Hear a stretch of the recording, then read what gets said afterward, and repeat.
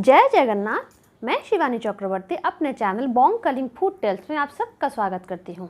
हमारा जो सीरीज है जीवन जगन्नाथ, आज के उसके जो टॉपिक है वो है जगन्नाथ जी के मंदिर में होने वाले उनके सारे वेश, मतलब वो जितने सारे श्रृंगार और जो परिपाटी होती है उसके बारे में हम बात करेंगे। और जो दूसरा है हमारा आज की रेसिपी वो होगी मंदिर की एक सब्ज़ी, उसको बोलते हैं बेसौरा। तो जैसा हम हमेशा करते हैं, पहले रेसिपी बना लेते हैं, बाद में आके टॉपिक के बारे में बात करते हैं। तो चलिए पहले हम बेशोरो बना लेते हैं, बाद में आके जगन्नाथ जी के सारे होने वाले बेशों के बारे में हम बात करेंगे अच्छे से। जय जगन्नाथ। अभी हम अपने किचन में हैं और आज की हमारी जो रेसिपी है वो है बेसौरा। जो जगन्नाथ जी के मंदिर में सब्ज़ी बनता है वो उसी में से एक है। जैसा मैंने पहले कहा था कि मंदिर में बहुत कम सब्जियां बनती हैं, तो 2-3 जो सब्जियां बनती है उसमें से ये एक है। हमने पहले बनाया था महुरा और आज हम बनाने जा रहे हैं बेसौरा। और महुरा और बेसौरा में जो सब्ज़ी जाती हो अमूमन एक जैसी ही हैं और सिर्फ मसालों में थोड़ा अलग है। उसमें थोड़ा अलग मसाले जाते हैं, इसमें थोड़ा अलग मसाले जाते हैं। और चलिए हम देख लेते हैं उसमें क्या जाता है और इसमें क्या जाता है। आज की जो हमारी सामग्री है वो है सब्ज़ी। जैसे मैंने कहा था कि सारे इंडिजिनियस ही जाते हैं, तो आज भी वही सब्जियाँ ही हैं। ये है जिमीकंद, ये है शक्करकंद, ये है कच्चा केला, ये है परवल और ये है भोपला, जिसे भोपला कहते हैं, कद्दू कहते हैं, जो भी आप कह सकते हैं। और ये है अरबी और ये है भिगा हुआ चना। तो यही सारी चीज़ें जाएंगी। और जैसा मसाले हमने मोहुरों में डाले थे उसमें हमने डाला था ज़ीरा और काली मिर्च, लेकिन यहाँ पर जो हम डालेंगे वो होगा ये मसाले होंगे जीरा, सरसों और ये है सौंफ। तो काली मिर्च की जगह जीरा ये है और काली मिर्च की जगह सरसों है। और धनिया हमने मोहुरों में एक्स्ट्रा डाला था, काली मिर्च धनिया, तो हम ये इधर काली मिर्च और धनिया नहीं डालेंगे, हम यहाँ सरसों डालेंगे। तो मैंने सरसों लिया है, ये सौंफ है, ये जीरा है, ये नमक, ये हल्दी और ये अदरक का टुकड़ा। अभी हमें क्या करना है, ये जो जीरा, सौंफ, अदरक और राई है, मस्टर्ड है, इसका हमें एक दरदरा पेस्ट बना लेना है, जो मैंने पहले से ही यहाँ पर बना के रखा है। ये है वो पेस्ट। और इसके लिए हमें चाहिए घी और ये है गुड़ और ये है पानी में भिगोया हुआ हींग और ये है कसा हुआ नारियल। और ये है वो चीज़ जो मैंने कहा था जब मैंने मोहुरा और साग बनाया था कि ये मुझे नहीं मिला था। ये है नाड़ी, मैंने इसको तोड़ लिया है। ये है नाड़ी बड़ी, ये जगन्नाथ जी की हर सब्ज़ी में जाता है। ये पूरी में मिलता है, बाकी कहीं मिलता नहीं है, लेकिन मैंने ढूंढ के निकाल लिया, मतलब उसकी रेसिपी, और मेरे एक दोस्त ने बताया और मैंने उसको घर में खुद बना लिया है। तो आज मैं इसको इसमें डाल रही हूँ। तो ये सारी चीज़ें हो गई जो हमें चाहिए बेसौरा के लिए। और चलिए बनाना शुरू करते हैं बेसौरा। और उसके लिए हमें चाहिए होगा ये जो मिट्टी का पॉट है, हम तो इसी में बनाते हैं, मिट्टी के पॉट में।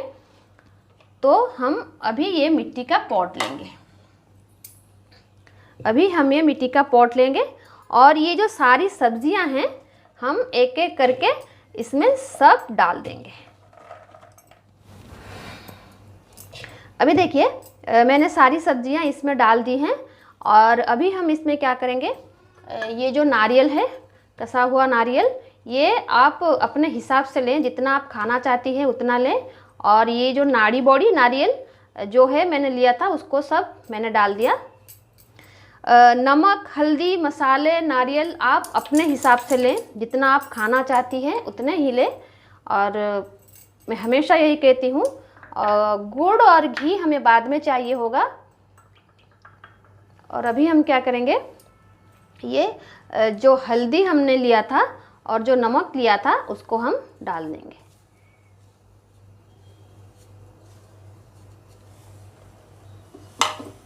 और ये जो हींग है इसको भी हम डाल देंगे। और उसके बाद क्या करेंगे, जैसा मैंने कहा था कि मंदिर में कैसे मिलाया जाता है, सारी चीज़ों को हम इस तरीके से मिला लेंगे। मंदिर में जो होता है वो लैडर यूज नहीं होता। मंदिर में जो होता है वो स्पैचुला या लाडर कुछ भी यूज़ नहीं होता। और इसी तरीके से सारी चीज़ें जो होती हैं वो मिलाई जाती हैं।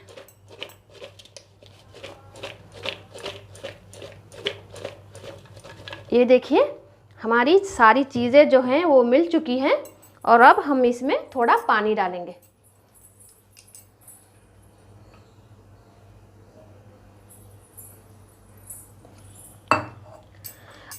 ये जो इस बॉल में छोटा सा बॉल है, इसमें हम 2 कप पानी इसमें डाल देंगे। सिर्फ 2 कप डालेंगे, उससे ज़्यादा नहीं डालेंगे। इसमें से वो हो जाएगा, ज़्यादा नहीं लगेगा पानी। और इसको अभी हम गैस पर चढ़ा देंगे। अभी देखिए मैंने गैस ऑन कर लिया है और मैं इस पॉट को अभी यहाँ पर रख देती हूँ। ये हो गया। अब मैं इसको रख देती हूँ। अभी मैं उसको ढक देती हूँ पूरे 15 मिनट के लिए। 15 मिनट के बाद आकर मैं देखूँगी कि ये कितना पका है और इसके बाद जो फाइनल प्रोसेस होगा वो हम करेंगे। अभी देखिए मैं 15 मिनट बाद आई हूँ और देख लेते हैं खुल के। ये देखिए ये तकरीबन आधा पक चुका है और ये देखिए आधा पक चुका है। और अभी मैं इसमें गुड़ डाल देती हूँ। गुड़ डालिए, लेकिन गुड़ आप अपने हिसाब से डालिए, अपने स्वाद के हिसाब से डालिए, क्योंकि बहुत लोग होते हैं ज़्यादा मीठा पसंद करते हैं, कुछ लोग होते हैं कम मीठा पसंद करते हैं। तो गुड़ अपने हिसाब से डालिए जितना आप खाना पसंद करते हैं। अब हमने गुड़ डाल दिया, फिर हम उसको और 10 मिनट के लिए ऐसे ढक देंगे। कोई प्रॉब्लम नहीं है, गुड़ मैंने ऊपर डाल दिया है, वो मेल्ट होकर नीचे चली जाएगी। और उसके बाद 15 मिनट के बाद, 10 से 15 मिनट के बाद जब वो पूरी तरीके से पक जाएगा, उसके बाद आके हम उसमें घी डालेंगे और इसको बंद कर देंगे। अभी देखिए गुड़ डालने के एग्जैक्ट 10 मिनट बाद में आई हूँ और ये पानी तकरीबन 60% सूख चुका है। अभी हम क्या करेंगे, अभी हम जो हमने घी लिया था उसको अभी डाल देंगे। ये भी आप अपने अकॉर्डिंग लें, क्योंकि घी है वो मसाला हो हमेशा अपने हिसाब से लेना चाहिए। मैं हमेशा कहती हूँ इसको भी आप अपने हिसाब से लें, कितना आप खाना चाहते हैं। और ये बंद कर देती हूँ, क्योंकि ये इस तरीके की जो प्रसाद होते हैं तो हर रोज़ घर में नहीं बनता, कभी कभी बनता है और भगवान के लिए ही बनता है।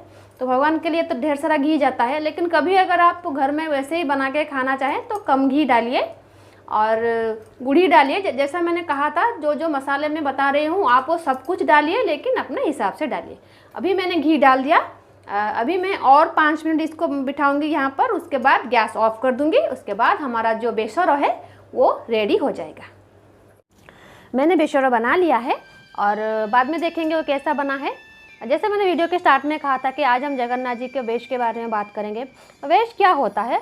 वेश वो होता है जैसे हम हर रोज़ ड्रेसअप होते हैं, 2 बार सुबह एक पहनते हैं, फिर नहाने के बाद एक पहनते हैं। वैसे तो जगन्नाथ जी तो वैसे हर रोज़ करते हैं, लेकिन उसको छोड़ के बहुत सारे ऐसे ओकेज़न होते हैं जहाँ पर जगन्नाथ जी स्पेशल अटायर में आते हैं और ज्वेलरी से लेकर कपड़ों तक, और उस वेश का कुछ ना कुछ महत्व होता है। और आज हम उसी के बारे में बात करेंगे। वैसे तो मंदिर में बहुत सारे वेश होते हैं, मैंने सारा वेश नहीं लिया है क्योंकि वीडियो बहुत लंबा हो जाएगा। तो आज हम कुछ चुनिंदा वेशों के बारे में बात करेंगे और 3 वेश के बारे में जो प्रमुख वेश हैं उसके बारे में आज नहीं बताऊंगी। वो है हाथी वेश, जो कि गजानन वेश है, जो स्नान पूर्णिमा के दिन होता है, और दूसरा है सुना वेश, और तीसरा है नागार्जुन वेश। क्योंकि इन वेशों के बारे में बताने के लिए बहुत कुछ है और एक एपिसोड में मैं नहीं बता सकती, तो इनके बारे में बाद में बताऊंगी और बहुत जल्दी बताऊंगी। तो चलिए जो वेश आज मैंने लिया है उनके बारे में हम पहले जानकारी ले लेते हैं। सबसे पहले बात करते हैं अवकाश वेशों के बारे में। ये भगवान जी का सुबह का सबसे पहला वेश होता है। बड़े श्रृंगार वेश, जो पिछले रात का जो वेश होता है उसको उतार के ये वेश धारण करते हैं। और ये वेश सिर्फ भगवान के स्नान और दंत मंजन मतलब ब्रश करने के लिए होता है। और ये सब होने के बाद भगवान जी को पुनः दूसरे वेश में लाया जाता है और ये वेश उतार दिया जाता है। और जो दूसरा वेश है वो है बड़ो श्रृंगार वेश। ये भगवान का बहुत प्रसिद्ध वेश है और इस वेश में भगवान जी फूलों के आभूषण धारण करते हैं और ये भगवान जी का डेली का आखिरी वेश होता है। मतलब ये वेश धारण करने के लिए वो सोने के लिए जाते हैं और वो जो वस्त्र परिधान करते हैं उसमें गीत गोविंद जो वो सुनते हैं और उसकी पंक्तियाँ लिखी हुई होती हैं और वो वस्त्र धारण करते हैं और सर पे जो वो वस्त्र धारण करते हैं उसको श्री कपड़ा बोलते हैं और वो सारे फूलों के अलंकार धारण करके भगवान चंदन का प्रलेप करके सोने के लिए जाते हैं।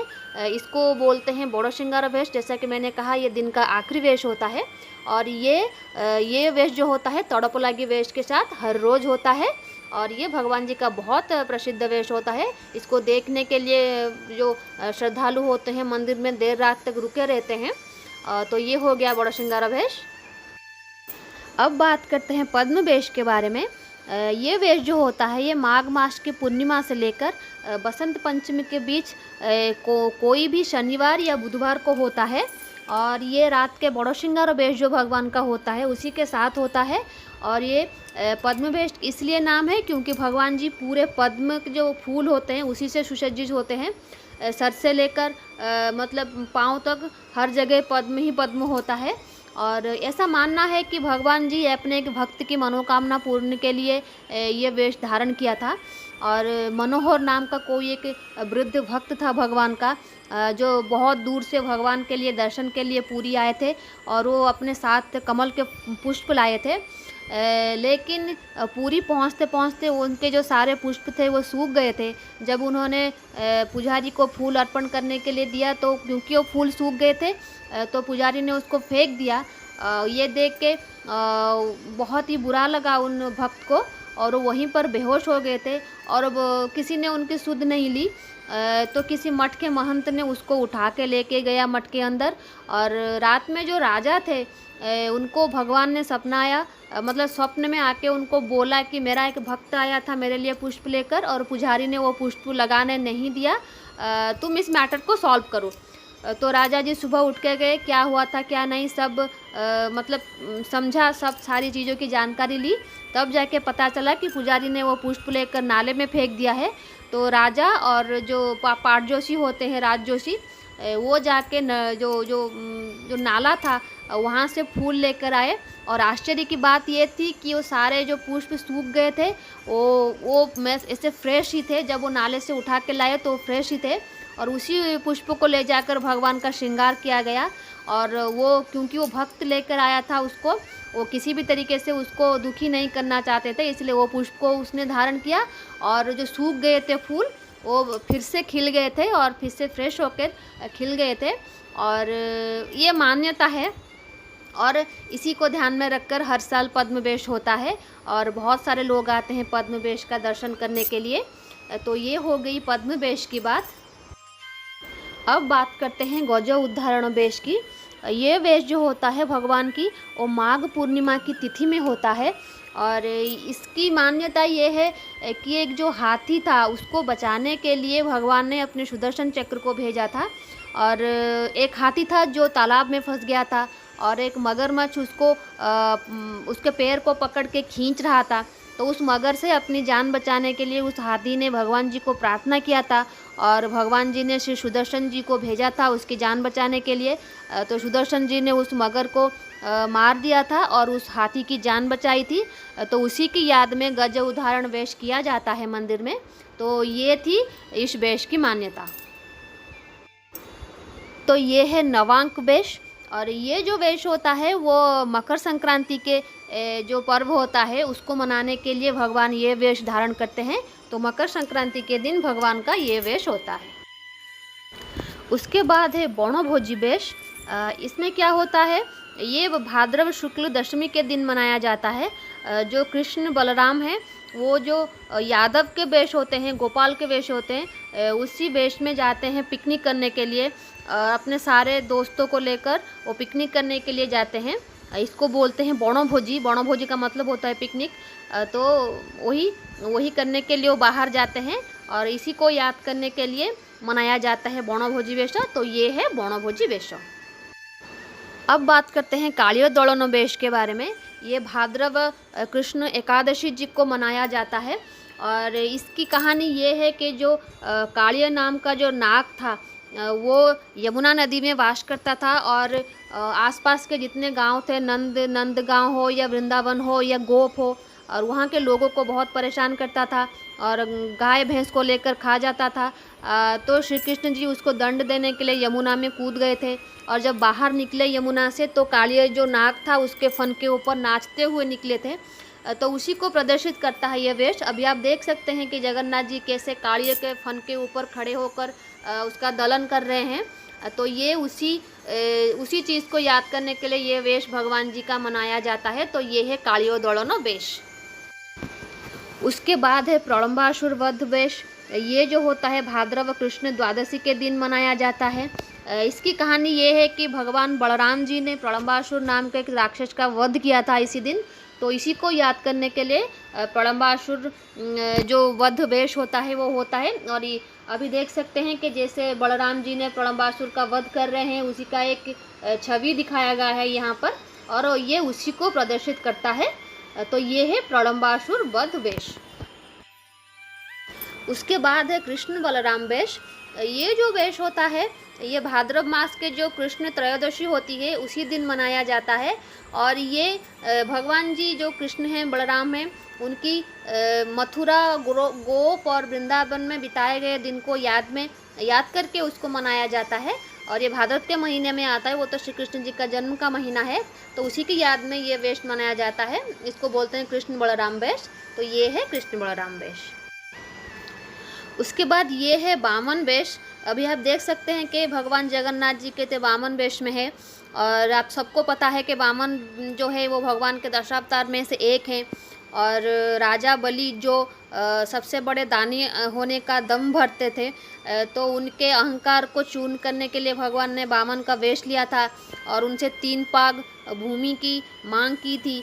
एक में धरती, दूसरे में आकाश, और तीसरा जो पैर था वो बाली के सर पर उन्होंने दे दिया था और उसको पाताल लोक में भेज दिया था। और इसी चीज़ को याद करके वामन वेश मनाया जाता है मंदिर में।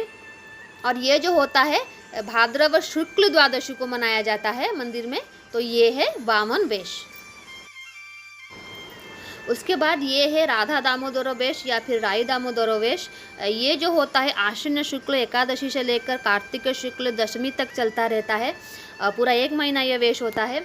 और इसकी मान्यता ये है कि जब अक्रूर जी धनु यात्रा देखने के लिए कृष्ण बलराम जी को लाने के लिए गए थे, मथुरा लाने के लिए गए थे, तो लाते वक्त रास्ते में स्नान करने वक्त अक्रूर जी ने भगवान जी का ये रूप देखा था पानी के अंदर। तो उसकी याद में ये वेश मनाया जाता है राधा दामोदर वेश, क्योंकि इसी वेश में अक्रूर जी ने श्री कृष्ण जी को देखा था पानी के अंदर। तो ये है राधा दामोदर या फिर राई दामोदर वेश। तो ये है लक्ष्मी नारायण वेश या फिर उसको ठिया किया बोलते हैं, ठिया किया वेश। और ये जो है कार्तिक शुक्ल एकादशी के दिन होता है। और ठिया किया वेश इसको इसलिए बोलते हैं, भगवान जी के सर पे जो आप देख रहे हैं वो जो मुकुट के जैसा है वो ठिया है, मतलब वो स्टैंड करके है, इसलिए उसको ठिया किया बोलते हैं। क्योंकि भगवान जी बहुत सारे मुकुट पहनते हैं जिसमें ऐसे किया का मतलब होता है केतकी का जो पेटल्स होता है, केतकी फ्लावर का जो पेटल्स होता है वो किया फूलो बोलते हैं केतकी पेटल्स को। उसी का पेटल्स के टाइप का जो मुकुट होता है वो पहनते हैं। ये स्टैंड करके है, इसलिए उसको ठिया किया वेश बोलते हैं। लक्ष्मी नारायण वेश बा ठिया किया वेश बोलते हैं। उसके बाद ये है त्रिविक्रम वेश और इसको आड़ी किया वेश भी बोलते हैं। फिर से वही जो केतकी पेटल्स होते हैं वो थोड़े साइड में होते हैं, तो इसको आड़ी किया वेश बोलते हैं। और ये भी कार्तिक के महीने में आता है, वो कार्तिक शुक्ल त्रयोदशी के दिन ये वेश भगवान का होता है। इसको बोलते हैं त्रिविक्रम वेश या फिर आड़ किया वेश। उसके बाद ये है लक्ष्मी नृसिंह वेश। इसकी ये जो वेश है वो कार्तिक शुक्ल चतुर्दशी को मनाया जाता है और इसको डाली किया वेश भी बोलते हैं। एक था ठिया किया, दूसरी था आड़ो किया और ये है डाली किया वेश।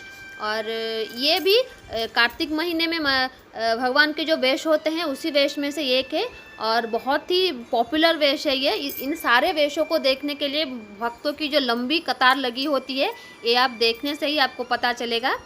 तो ये है लक्ष्मी नृसिंह वेश। उसके बाद ये है चाचेरी वेश।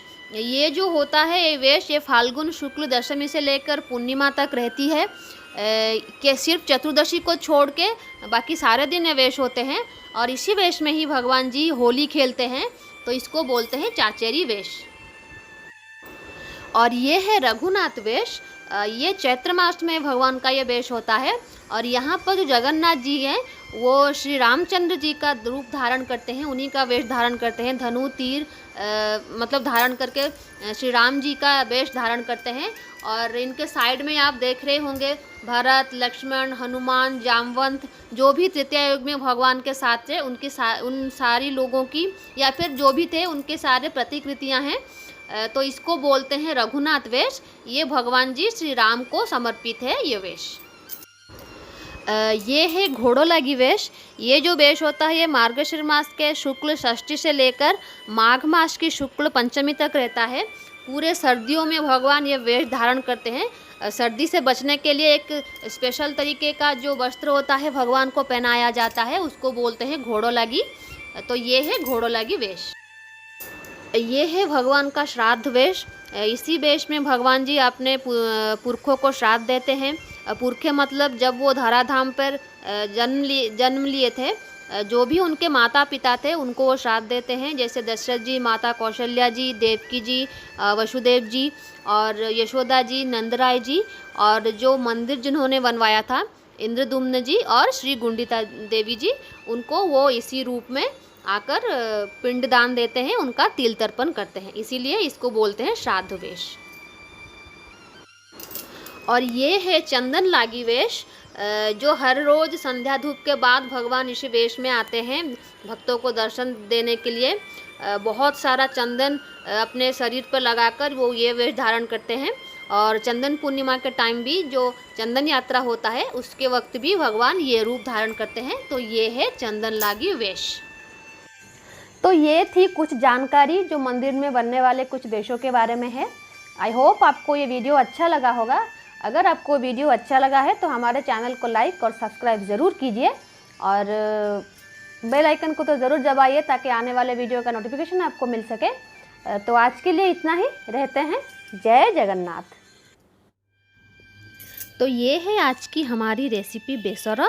आई होप आपको अच्छा लगा होगा। अगर आपको अच्छा लगा है तो हमारे चैनल को लाइक और सब्सक्राइब ज़रूर कीजिए। और हमारा ये वीडियो देखने के लिए आपका बहुत बहुत धन्यवाद। तो आज के लिए इतना ही, रहते हैं। जय जगन्नाथ।